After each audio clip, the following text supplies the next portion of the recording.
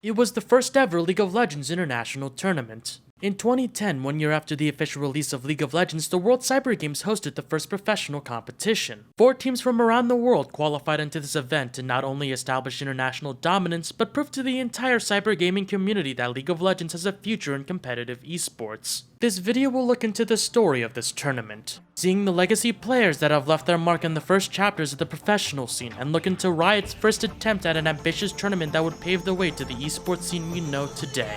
My name is Kudo, and this is the story of the 2010 World Cyber Games. Beyond the game, through the portal into cyberspace, we have come to decide our fate. We're here to celebrate beyond the game.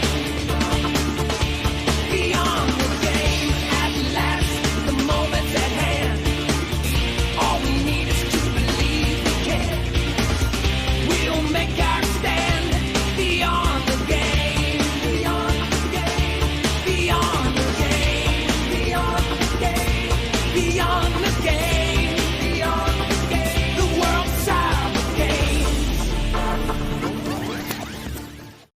On July 1st, 2010, the World Cyber Games announced the inclusion of League of Legends as a promotional title in the 2010 Grand Finals. Players from North America, Europe, China, and Southeast Asia would be able to form a team of 5 for a shot at representing their region in Los Angeles later that year. The inclusion of League of Legends in the World Cyber Games was huge for the community at the time. For only being 10 months out of beta, it's a great step towards legitimizing the game as an esport. After all, during this time, League of Legends was attempting to distance themselves from the comparisons of Dota and Heroes of Newerth. Riot went straight to work to begin qualifiers in these 4 regions. To be eligible for this competition, summoners must be in the top 1,500 in the ELO ladder by August 2nd, 2 months before the Grand Finals. Riot would then publish every single player who was deemed eligible. All who were on this list are then able to form teams of 5 to compete in the online elimination qualifiers. There were also a few more requirements in the North American server. If the summoner was Canadian, they must obtain a tourist visa to the United States. And unfortunately, players from Quebec were disqualified from participating in this tournament.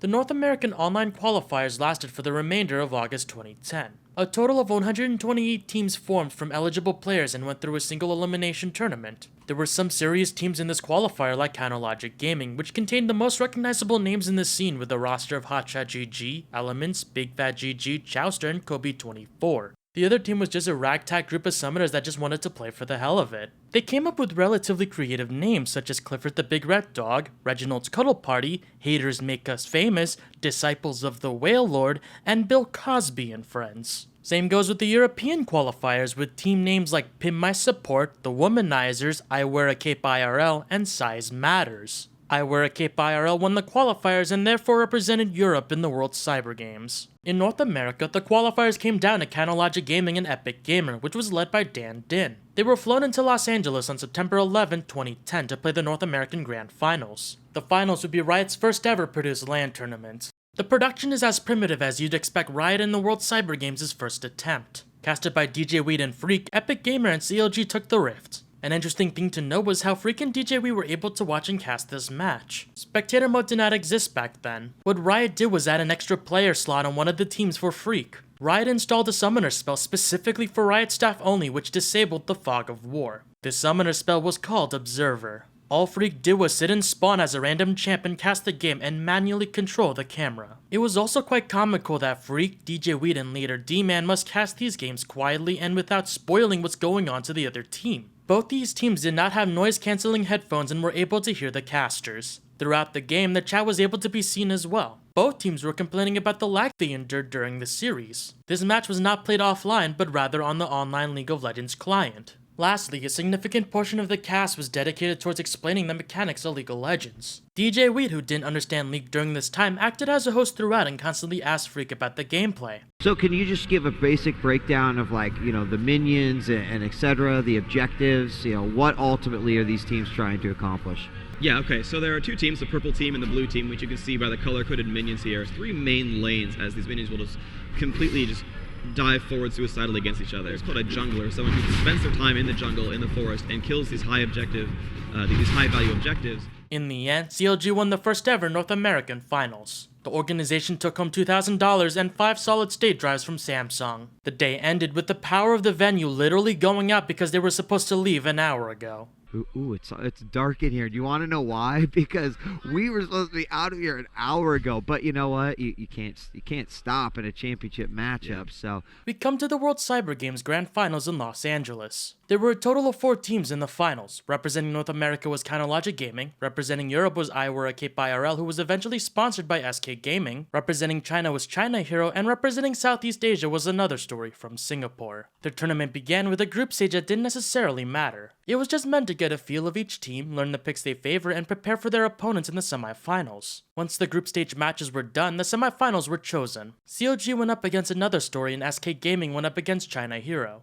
The community and the pros expected an NA vs EU finals. Not just because they felt that their region was more superior, but in this period the China servers were in closed beta and the Southeast Asia servers were relatively new. Both SK Gaming and CLG took their Asian opponents out 2-0. We now go to the grand finals match between SK Gaming and Counterlogic Gaming. Game 1 began with CLG dominance throughout the early game. Their team composition was a combination of hard crack control and AoE that led to a lot of catches that CLG could have capitalized from. However, they threw Baron twice. To pop the ward down, Dark Bindings goes down onto Soraka, though Soraka in also trouble, and also Baron turning around, and Moo manages to get in there. Is anyone going to get to steal that Baron kill? He's so low at the moment. There is they managed to steal it. Big Bad GG gets in there, but Europe managed to steal the Baron as well. We can't really give anything away. Well, Europe has put There voice we in, go. so both teams know that both teams know, and they're going as hard as they can. They're trying to take this Baron down. Now Europe has shown that's the clairvoyance. There's the out. Who will get the and Europe will steal it again.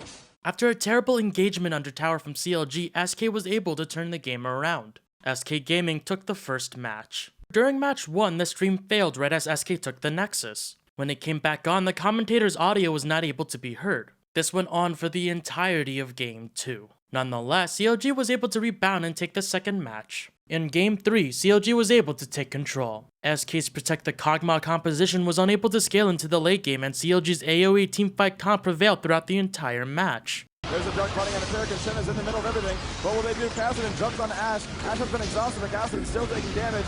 There's the Mumo. Vajana resets that with her R button, but oh man, Morgana gets crushed right there. There's a Soto, and they will kill Jana, and now Cassidy getting out, but Shen taking some damage. Shen gets stunned by Tarek, and Shen will go down. That is a kill from Big Fat GG. Every teamfight and objective was taken by CLG, and at the very end of the series, it was the team representing the United States that prevailed and won the first ever League of Legends International Tournament. And here they go, jumping onto the Nexus turret. Cassidy already dropped down. There's the GG from Team Europe.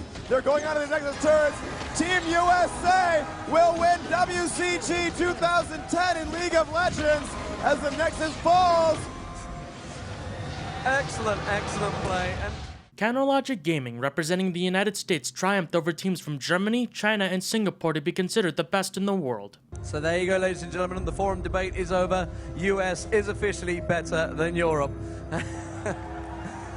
This has been the World Cyber Games 2010 League of Legends Grand Finals. USA take it 2-1.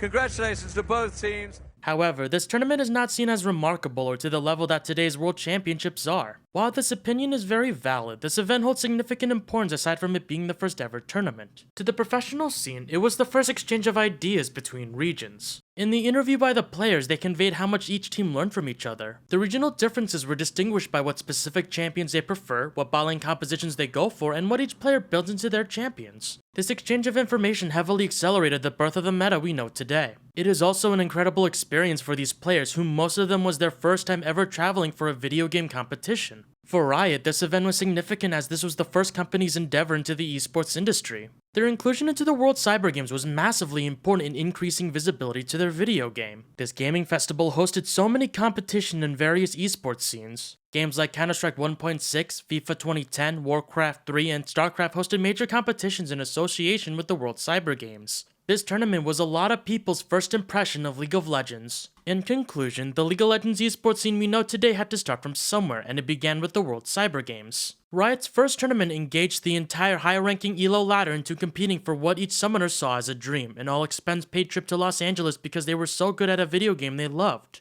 It was important for the growth of the professional scene and Riot's legitimacy in the esports industry. When you look at this tournament in today's eyes, the stream quality is completely unacceptable, the playing conditions were terrible, and Freak can't commentate without saying damage in every other sense. A lot of damage, try to get some damage on. Damaging, too much damage, damage, so much damage, damage. Damage output, damage, gonna take some more damage, tons of damage. While this tournament is unwatchable today, you can appreciate the fact that it was the first step in what would become one of the most popular esports scenes. Nobody in the Los Angeles Convention Center would have thought that the game that they were supporting would end up being so popular that the future Grand Finals would be played across the street at the Staples Center twice. You can also see the faces of those who were there at the beginning of this scene. Individuals like Freak, Kobe24, and HachaGG were there from the beginning and still work within the esports industry as of 2019. I end this video with a question to the viewers. If the community considered the Season 1 World Championship to be held in Freak's basement, what would you call the 2010 World Cyber Games? My name is Kudo. Feel free to like and subscribe to learn more about the esports industry, and most importantly, thank you for watching. You want to tell us how your first night in LA was? Should we? Kobe did that.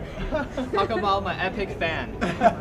Well, Epic fans I've never seen before. as soon as I got there, Gigi was in the room and he wanted to leave already, and I was like, why do you want to go? And he said a fan from League of Legends has messaged him, called him on the phone, he's downstairs and he wants to drive us, to take us out to dinner. So it sounds like a good thing, but the guy ended up not having insurance in his car and running a stoplight.